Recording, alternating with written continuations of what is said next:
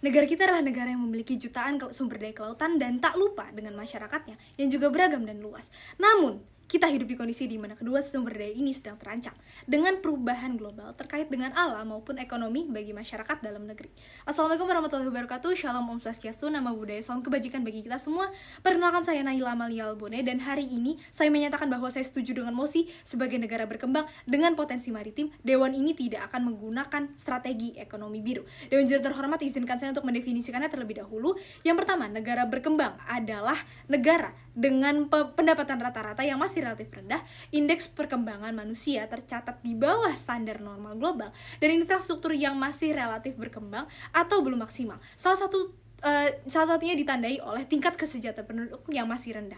Yang kedua adalah strategi ekonomi biru sendiri yang bertujuan untuk menuai manfaat ekonomi dan memanfaatkan sumber daya laut secara berkelanjutan guna mendukung pertumbuhan ekonomi, meningkatkan kesejahteraan, dan melestarikan ekosistem laut. Strategi yang diterapkan diantaranya adalah 4 poin. Yang pertama, meningkatkan pengelolaan aset laut dan pesisir, yaitu perikanan, mangrove, terumbu karang. Yang kedua adalah mobilisasi intensif dan investasi. Yang ketiga, sistem yang lebih baik untuk pengumpulan dan pemantauan data.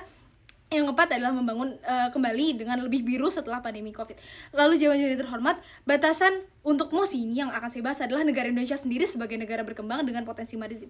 Lalu Dewan Juri terhormat notis bahwa dalam negara berkembang fokus utamanya adalah kesejahteraan rakyat dengan membangun lingkungan bernegara dan ekonomi yang memang memadai. Dalam strategi ekonomi biru menyatakan bahwa sumber daya kelautan yang kita miliki dapat dimanfaatkan untuk meningkatkan ekonomi dan dimanfaatkan untuk rakyat dalam negeri. Maka dari itu ada tujuan dari pembahasan mosi ini. Yang pertama adalah mensejahterakan rakyat Indonesia dengan membangun strategi ekonomi yang menguntungkan tidak hanya bagi negara secara luas, namun juga bagi rakyat dalam jangka panjang. Yang kedua adalah menjaga sumber daya alam Indonesia agar dapat dimanfaatkan bagi manusia dalam negeri dengan sebaik mungkin untuk meningkatkan aspek kehidupan. Masuk ke dalam substansi, mengapa kami tidak menyetujui penerapan strategi ekonomi biru? Itu fakta bahwa banyaknya catatan yang terjadi dalam sistem dan implementasi strategi ini. Kami akan bahas 3 kecacatan utama yang malah mengancam perekonomian negara. Yang pertama adalah kondisi krisis sumber daya alam kelautan yang sedang dialami. Salah satu strategi ekonomi biru adalah untuk memanfaatkan sumber daya alam kelautan. Status quo menyatakan memang pemerintah telah mencoba menerapkan hal ini. Namun terjadi khawatirannya itu apakah sumber daya laut kita memang memadai kondisinya untuk digunakan secara maksimal pada strategi ini. Sebagai contoh, strategi untuk meningkatkan pengelolaan aset terumbu karang. Namun fakta bahwa terumbu karang kita Indonesia berada dalam tahap yang sedang mengkhawatirkan. Hasil penelitian Lembaga Ilmu Pengetahuan Indonesia menyatakan pada lebih dari 1000 titik di Indonesia hanya 6,56% terumbu karang yang memang berstatus sangat baik. Sementara itu 36,19% lainnya berstatus buruk. Lalu dengan kondisi terumbu karang seperti ini yang merupakan habitat bagi para ikan serta membantu abrasi pantai, bagaimana bisa dipastikan bahwa pengelolaan ini tidak akan menghabiskan sumber daya alam tersebut? Hal ini kontradiktif dengan tujuannya sendiri, yaitu untuk melestarikan. Hal ini yang eksklusif di sisi kami Dewan Juri terhormat, bahwa langkah awal adalah untuk memanfaatkan sumber daya alam adalah untuk memastikan dan melestarikan sumber daya terlebih dahulu. Karena tanpa adanya fasilitas yang mempertahankan kondisi sumber daya alam kita, bagaimana kita dapat memanfaatkan maksimal untuk keadaan ekonomi negara.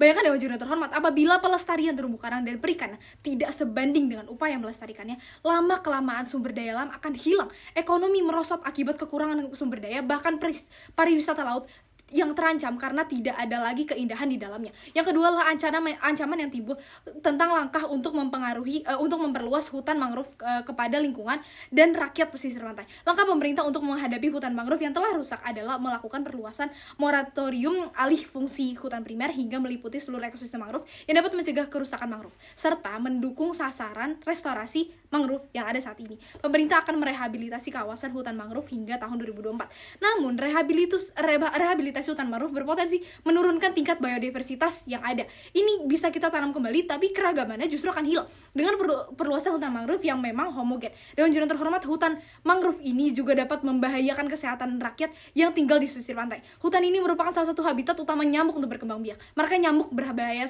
seperti Aedes aegypti yang menimbulkan penyakit TBD ataupun malaria justru mengancam kesehatan rakyat di pesisir. Apalagi dengan kondisi yang terlihat bahwa fasilitas di daerah pesisir tidak sebanding dengan di pusat kota. Sulit untuk mencari bantuan terkait dengan kesehatan. Bayangkan Dewan Juri terhormat, penanaman hutan mangrove ini malah mengurangi sumber daya nelayan kita karena terbunuh oleh penyakit-penyakit yang bersumber dari tata kelola seperti ini. Hal ini akan berdampak pada perekonomian karena negara berkembang seperti ini yang memanfaatkan sektor alam. Sumber daya alam malah sumber daya manusianya justru malah berkurang. Yang ketiga adalah ancaman nelayan lokal yang muncul karena strategi penangkapan ikan secara kontrak. Rencana penerapan penangkapan ikan struktur mendapat penolakan dari berbagai elemen masyarakat karena kebijakan tersebut tak memperhitungkan keseimbangan ekonomi, ekosistem perikanan dan nasib nelayan kecil.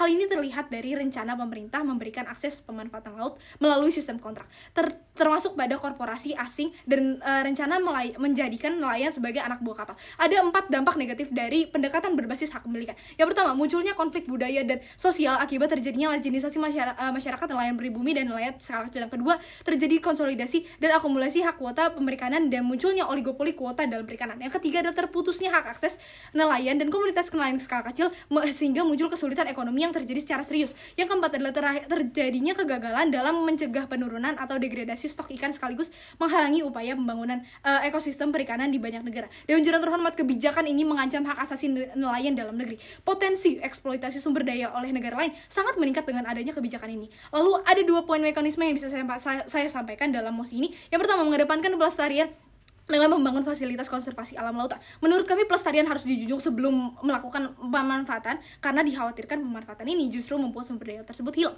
Fasilitas ini berlokasi di pesisir pantai kepulauan yang juga menjadi sumber pendapatan bagi rakyat pesisir pantai. Fasilitas utama difokuskan kepada terumbu karang sebagai perentak dasar kesehatan ekosistem laut. Karena dengan terumbu karang, habitat laut akan terjaga untuk dimanfaatkan ke depannya. Dan yang kedua adalah memperkuat pembatasan kelautan Indonesia. Tujuan dari strategi ekonomi biru ini adalah untuk menyejahterakan rakyat. Maka dengan ini, strategi akan berfokus untuk membangun ekonomi dengan memanfaatkan sumber daya dalam negeri. Bagi kami, memberikan akses kepada kapal asing dalam bentuk kontrak hanyalah membunuh potensi kerja masyarakat dalam negeri dan justru memperbesar potensi negara lain untuk mengeksploitasi sumber daya alam Indonesia. Dengan memperkuat perbatasan kelautan, pemerintah dapat fokus untuk melestarikan sumber daya dengan tidak adanya kekhawatiran untuk dieksploitasi secara ilegal dari negara lain. Kesimpulan yang bisa saya sampaikan, Dewan Juri terhormat, saya menyetujui untuk tidak menerapkan strategi ekonomi biru karena hal ini membahayakan potensi kerja masyarakat Indonesia. Tidak adanya SOP yang jelas untuk menerapkan langkah pelestarian ini sehingga belum mempertimbangkan kesejahteraan untuk kedepannya. Sumber daya juga akan hilang akibat upaya pelestarian tidak sebanding dengan pelestariannya. Sangat kontradiktif dengan tujuannya untuk mempertahankan perekonomian Indonesia. Sekian yang bisa saya sampaikan. Mohon maaf bila ada salah kata. Wassalamualaikum warahmatullahi wabarakatuh.